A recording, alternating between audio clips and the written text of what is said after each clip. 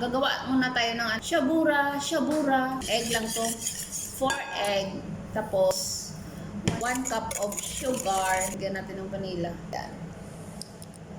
Mix lang ulit yan. Melted butter na 200 gram. Huwag na kayo magluto nito, be, kasi pampataba to. Tumaba na nga ako. Yung mukha ko parang apple na. Charot. 2 cup gabi. Gradually lang ha, gradually. Tapos isang spoon ng baking powder. Ang condensed milk yung mukha niyo, guys, sa pan. Yan. Tapos i-bake mo lang yan siya, be. Sesame seeds. Na, magtubo lang yan siya. Yan, be, luto na, be, ang hamon niya. Niluluto. Lugay pa cute din, papakawaw. Yes! I am the number one beautiful like this. So, pacifier, be? I write my name here.